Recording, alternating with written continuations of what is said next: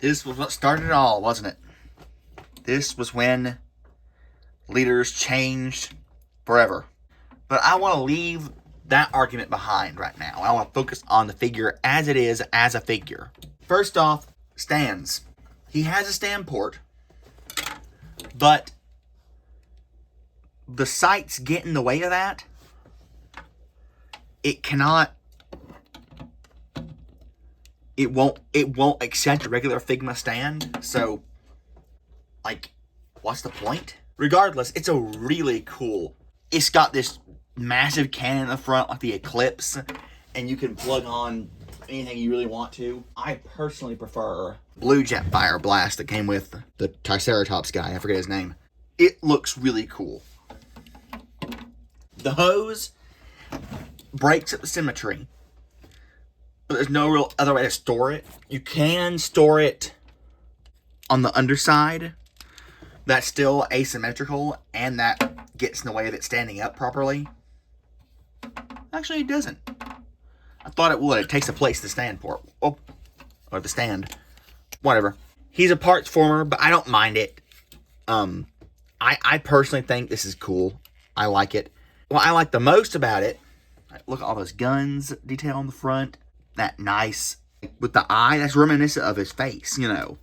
It's got all these guns on the side, lots of spikiness. Kind of reminiscent of the Revenge.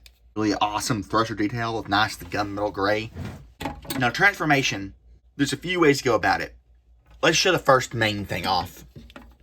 So you just remove these assemblies, fold this in, flip it around, and then you can take this, which is like a, you know, that's the part I was mentioning earlier, the stand.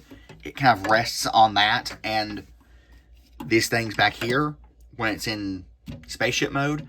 But you flip it around, flip that up, then it becomes a front sight. These I mentioned become a rear sight, and they don't actually work. They're not the best sight picture at all, but you can theoretically line them up and get a sight picture.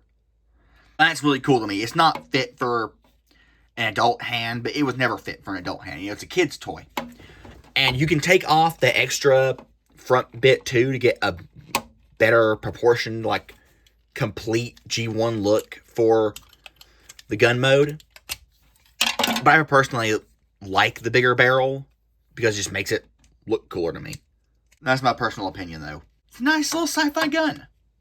See, they can make it work. They just refuse to on Megatron. I can go into Walmart and I can buy a toy gun.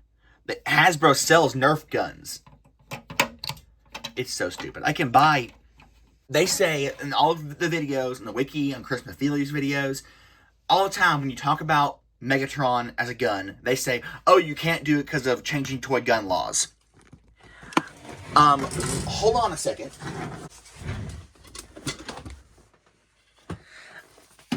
I was able to buy this at a regular retail store. This isn't a gun. It doesn't have anything on the front, but it's not an actual gun. It's an airsoft gun. It's dirty because I keep it just underneath my bunk bed because I don't really need to use it. My brother and I got the guns, but we can only afford one magazine because the magazine's like $60. So we just share the magazine. My brother's got it right now, so I never use it anyway. It's just you can't use it for airsoft war, just planks. It shoots some little metal ball bearings. You can't really, shoot a person with it. It'd hurt too much. But still, yeah, the fact it's illegal. You could buy it. Used to, you could just buy it off the shelf at Walmart. Now you have to ask them to unlock a stupid metal lock. They have to get the key. But still, you could... I wouldn't mind going to Walmart and asking them to unlock a key to buy my toy Megatron. That would be cool. Hasbro just doesn't want to do it because, I don't know, political inclination. But the idea that it's illegal to sell a realistic toy gun is completely stupid. Because this is a realistic toy gun, as realistic as they come. And I could buy it at Walmart. So anyway, the rest of the transformation is simple. It's shockwavy. Open up this section, flip it down, display the arms, collapse this all back, rotate the gun, hit the fist, plug the hose into the gun, fold this down, split the legs, The legs are flat like that. They will slide out and up like a double hinge. And this thing will come down and fold over to not only lock everything in place, but to be a dedicated gap filler. And this guy has no gaps. He is incredibly solid. He even has ratchets. Like a ratchet on a Voyager, because it's a Voyager. But they don't do that much often anymore. So then you, typical Shockwave, pull it back, flip the head up. And again, typical for Shockwave, he has amazing light piping. Like, just... that shines. Especially well in real life. And he's a really, really cool looking Shockwave. He's simple, but look, he has no gaps. Aside from, like, those right there you never see. He's got no gaps. He's got no kibble. He's great. Now, as far as the accessories, there's a few things you can do. I'm going to raise this up, by the way. You take these and you split them. And then this, you just fold that fin in. Split, fold the fin in. And then you peg these together. And then you take this little apparatus, and these will peg. It's kind of difficult to do it together. I'll have to do it individually. We'll peg on right there. It's better to split it, peg it on, then bring it together. So you peg it on, then bring it together. These will attach to the sides. And that is like a hover vehicle for Shockwave. And it maybe seem weird. Personally, I like it because to me, again, I'm going to do a better pose for this. To me, it seems like he's not like a combat vehicle. It's something like he would have in his lab, you know, like say he has like a, you know, a really tall lab and he uses this to fly around like he's building a big structure like a rocket or a Titan. So he's using this to fly around to get different parts to work on it. Just my personal, you know, headcanon. You can get him into a nice pose. And this does have functioning stand ports at the bottom. So, plug a stand port in. It's floating. And you could pose it a lot better if you wanted to. This is proof of concept. You know, you can fine-tune it. Spend as long as you want to fine-tuning it for your display. The main thing that this Shockwave does is what I like to call Mistral mode. Because he becomes...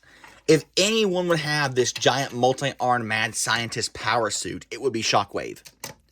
So for this, what you're going to do is you're going to disassemble all of this again. So you're not supposed to, but what I like to do, just because it looks cooler, is to flip out these fins.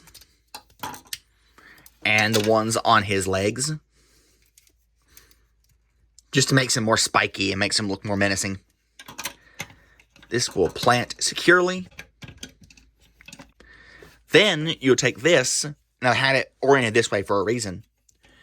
It's not mentioned that you're supposed to do this, but I like to do it anyway. You have to plug this on, plug these on, split the arms, and these kind of come up from underneath as another set of arms. So instead of 4, he has 6 now. And then you take these, angle it down, and rotate it. Plug it in on the side, angle down, rotate, plug it in. And that, like, as the retail release, that looks amazing. That's super cool. Like, yeah, it's fluff and filler, and it's not necessary. But, I mean, why can't we just be okay with some things being cool? It's cool. I like it. I'm glad that they have Shockwave like this. I was disappointed he didn't come with his accessories in the Nemesis bridge set. Like, that's just awesome. And, well, I discovered I have Brunt. You can make this go, like, completely insane. And you can turn Shockwave into a natural-born killer. That's so cool.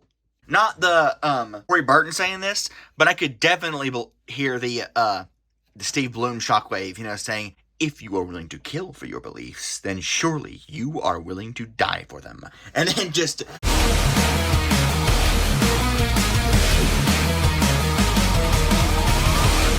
just awesome. It's stupid, it's unnecessary, but like, if you have a Siege Brunt, mix them with your Siege Shockwave just once. See what you can come up with, because that's just... Or any other weaponizers, that are purple. I only have Brunt. But yeah, just as a original figure as well, Shockwave's amazing. Just taking of all the extra accoutrement that I added because I'm a nerd. He's cool. He poses well. Again, like I said, he has...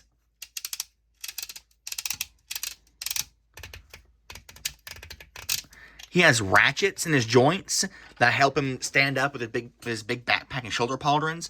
He has like basically double jointed shoulders because of transformation. So they can go...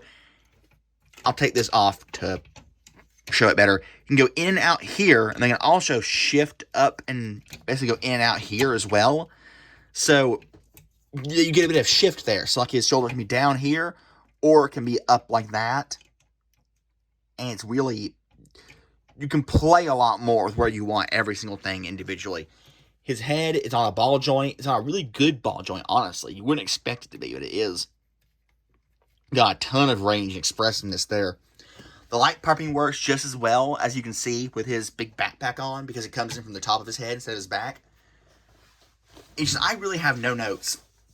Yes, it's not a leader. It's a Voyager with a ton of accessories, but I think the accessories are cool. He never used them, but I'm glad we have Mad Scientist Mistral Shockwave in our life. I really don't mind it. Something like Astro Train, I've grown to love. Maybe you call me just a, nostalgia goggles because I love G1, so I excuse it. I love Astro Train's coal tender. I don't really mind. I don't really care for the, I really don't like the upgraded mode because it's nothing but him like wearing a big backpack. And I don't like, the flight stand mode doesn't really work the best for me. The launch shuttle mode thing, whatever it's called. I'll get to that when I get to that. But yeah, as just a figure, it's great. Shockwave, they could have released him just as a Voyager. I really think so. It would have worked. But again, I like the extra stuff. I don't know why they decided to make him a leader and add the extra stuff, but I'm glad they did. Astro Train, when I talked about him, I'll mention this in more detail. He couldn't have been a leader. A Voyager. He could not have been a Voyager because of the complexity of his transformation and the size he has. He would have just been too expensive to be put at a Voyager price point. But he was in between because he was too cheap to be a leader. So they said, okay, he's like just too expensive to be a Voyager, so he has to be a leader. So let's fill in the extra expense with accessories. Which I don't mind. I really like all of his extra guns and stuff. That's cool for me. So yeah, there's my thoughts on Siege Mistral. Shockwave. So, yeah, he's really cool. I like that he doesn't have a bunch of battle damage on him. I don't know if that's intentional or just Shockwave sits in the lab, doesn't fight, so he doesn't need it. But yeah, I really like Shockwave. I don't mind what they did with him. I think it's cool. Sometimes we can just have fun for fun's sake.